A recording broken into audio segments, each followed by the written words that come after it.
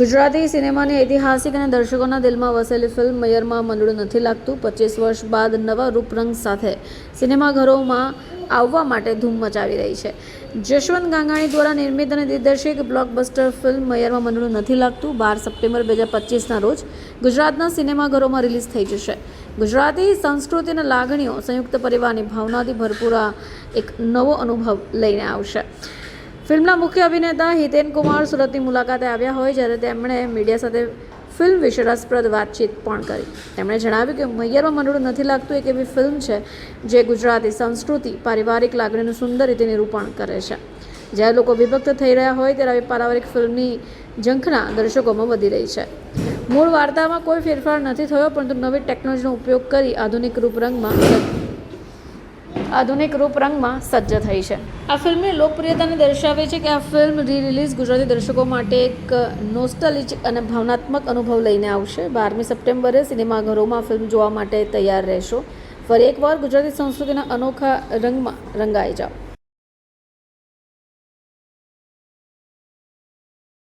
Sir, મૈયરમાં મંડળું નથી લાગતું ફરીથી આવી રહી છે. આ કદાચ પહેલી ફિલ્મ એવી છે જે રીમેક થયા વગર ફરીથી રિલીઝ થઈ રહી છે. જી, સૌથી મોટો રેકોર્ડ આપણે આ વખતે સાબિત કરીશું કે 25 વર્ષ પહેલાની આ મેજિકલ ફિલ્મ, જેની અંદર કલ્ચર, રંગો, આપણા ગીતો, આપણા સંસ્કારો, આપણું સહકુટુંબની ઘટનાઓ, આ બધાનો માહોલ છેલ્લા 15 વર્ષથી આપણે ત્યાં બદલાઈ ગયો છે. સોસાયટીઝમાં પણ, આપણા એપાર્ટમેન્ટમાં પણ, જ્યાં જોઈએ ત્યાં પોતાની રાણી અને પોતાના સંતાનોની સાથે જીવતા વ્યક્તિઓની વચ્ચે સંયુક્ત પરિવારની આ ભાવના ક્યાંક ને ક્યાંક એ લોકો મિસ કરે છે, જીવાતી નથી. પણ આજનો આ દોર જ્યારે ગુજરાતી સિનેમા આપણા આટલા લેવલ પર, નેશનલ ના લેવલ પર ડંકો વગાડી ગઈ છે કે વર્ષ લેવલ ટુ હિન્દીની અંદર રેકોર્ડ બનાવી રહી છે, એ સમયમાં આ સિનેમા મારે આપણા ગુજરાતના એ પ્રેક્ષકો માટે લાવી છે કે જે લોકોને પોતાની ચાહીતી લાગણીઓ નથી મળી રહી.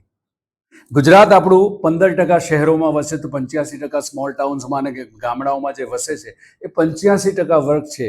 એ લોકોને ઉત્સવ જેવી ફિલિંગ આપવા માટે અમે લોકો ફરી પાછા લઈને આવી રહ્યા છે. અમારા નિર્માતા, અમારા ડિરેક્ટર જસવંત ગાંગાણી અને અમારી આખી ટીમ. આજના રૂપરંગ, આજની લેન્થ, એક જમાનો હતો જ્યારે 3 કલાકની ફિલ્મો જોવાનું લોકોને ખૂબ ગમતું. આજે મલ્ટીપ્લેક્સના જમાનામાં 2.5 કલાકની ફિલ્મનો જે એ લોકોને આદત પડી છે, તો અમે રીએડિટ કરીને નવા રૂપરંગ સાથે એ સિનેમાને અમે ફરી પાછા લાવી રહ્યા છે. લાવવાનું કારણ એ છે કે ઘણી ઓછી ફિલ્મ હોય છે જે આટલી લાંબી લોકોના હૃદય પર રાજ કરતી હોય. એવું કહેવાય છે કે 52 અઠવાડિયા આ ફિલ્મ ચાલી હતી તે સમયે, અને પછી બંધ કરવી પડી કારણ કે પ્રેક્ષકોને એટલો ઘસારો જોવા મળતો હતો, પથ્થર મારો, લાઠી ચાટપટ. હું એ પૂછવા માંગુ છું આપને કે હવે જ્યારે ફરીથી રિલીઝ થઈ રહી છે, શું લાગે છે કે પ્રેક્ષકોનું દિલ એટલું જીતશે, અને શું નવા રૂપરંગમાં આવી રહી છે કે ડિટ્ટો જે ફિલ્મ અમે જોઈ ચૂક્યા છે એઝ ઇટ ઇઝ ફિલ્મ, પણ આજની ટેકનોલોજીમાં કલર કરેક્શનથી લઈને જે આપણે ટેકનોલોજીકલ આપણે સુધારા વધારા કરવા પડે એની સાથે, કારણ કે આજની ટેકનોલોજી અલગ છે મલ્ટીપ્લેક્સથી.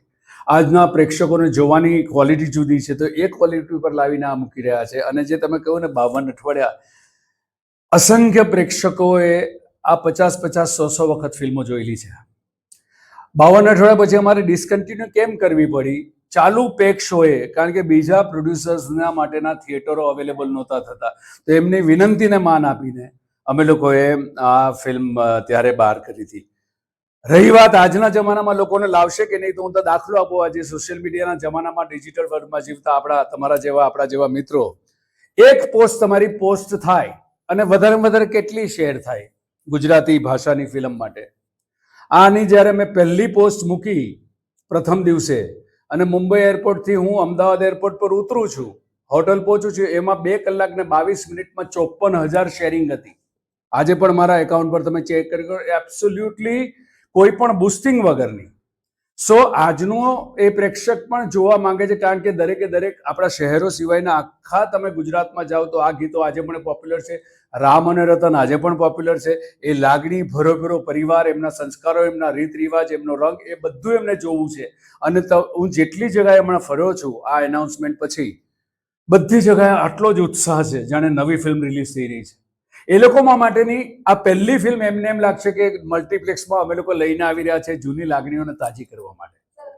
ફિલ્મ સૈયારા બહુ ચાલી, જી, એટલા માટે થઈને આ ફિલ્મ ફરીથી રિલીઝ જી નહીં, જી નહીં. પછી કેવી રીતે દીકરો બાપને દીકરો જાણતા ન શીખવી શકે. સૈયારા તો હમણાં હિટ થઈ છે, રાઈટ છે. એની પહેલા હિન્દુસ્તાનની ફિલ્મમાં અદ્ભુત ગ્રેટ લવ સ્ટોરી, અદ્ભુત સફળતાઓ પામી જ છે. સૈયારા માર્કેટિંગ ગિમિક પણ સરસ રહી અને એની સાથે સાથે ઘણા વખત પછી નખશિક પ્રેમની વાત આવી. પણ અમારા ડિસિઝન એના 3 મહિના પહેલા લેવાઈ ચૂકેલા ડિસિઝન. કોઈની દેખાદેખીમાં આપણે નથી કરી રહ્યા, પણ રી રિલીઝનો ટ્રેન્ડ હમણાં છેલ્લા 5 વર્ષથી આપણે જોઈ રહ્યા છે. અમુક ક્લાસિક ફિલ્મો રી રિલીઝ થઈ રહી છે, જેવી રીતે શોલે એને રી રિલીઝ કરવામાં આવી હતી, જેવી રીતે બીજી 5 ફિલ્મો. ત્યારે અમને વિચાર આવ્યો કે તો પછી આપણે આપણી ક્લાસિક ફિલ્મ કેમ રી રિલીઝ પર ના આવે, જ્યારે પ્રેક્ષકોને આટલી સંખ્યામાં જોવું છે. અને એ પ્રેક્ષક જે મલ્ટીપ્લેક્સમાં આવતો અટકી ગયો છે એમને અમે વેલકમ કરવા માટે લઈને આવી રહ્યા છે. જો શહેરનો ઓડિયન્સ આપણે મલ્ટીપ્લેક્સમાં જઈએ છીએ, પણ તમે નાના નગરમાં જાઓ ને તે લોકો મલ્ટીપ્લેક્સમાં નથી જતા, તો એ પ્રેક્ષકોને અમે લાવવાનો પ્રયત્ન કરી રહ્યા છે કે તમારી લાડકી ફિલ્મો મેં આજના નવા રૂપરંગમાં લઈને આવી રહ્યા છે. ચાલો આપણે સારા થિયેટરમાં જોવાની એની આદત પાડીએ. પહેલા અમે લોકો 5મી તારીખે રિલીઝ કરવાના હતા, પણ ઈશ્વરના આશીર્વાદથી વર્ષ લેવલ 2 મારી એટલી મોટી સફળતા પર છે કે મારી જ ફિલ્મ, મારી આવનારી આ ફિલ્મને જો નડે તો એના કરતાં આપણે 1 અઠવાડિયું પાછળ જઈએ છીએ અને 12મી તારીખે લઈ આવે, જેથી મારા પ્રેક્ષકને, સમગ્ર ગુજરાતના ઓડિયન્સને યોગ્ય સમયનો શો મળે. એવું ના થાય કે અર્લી મોર્નિંગમાં 9 વાગે મળી જાય અને મારે જ મારા વર્ષના નિર્માતાને કહેવું પડે કે તમે આપણો શો કરો, તો એ વસ્તુ બહુ ચર્ચાચર્ચીની થઈ જાય. એના કરતાં 1 અઠવાડિયું રાહ જોઈને આપણે 5ની જગ્યાએ તમારી મદદથી અમારે લોકો સુધી એ કહેવડાવવું છે કે હવે આપણે 5મીએ નથી આવી રહ્યા, પણ આપણે આ ઉત્સવ થિયેટરોમાં ઉજવીશું 12મી તારીખે. 1 અઠવાડિયું પાછળ જઈ રહ્યા છે આપણે. 12મી સપ્ટેમ્બરે તમારા બધાની આજુબાજુના થિયેટરમાં આપણી મૈયર ગુંજતી હશે અને આપણે બધા મળીને તે અવસર ઉજવીશું.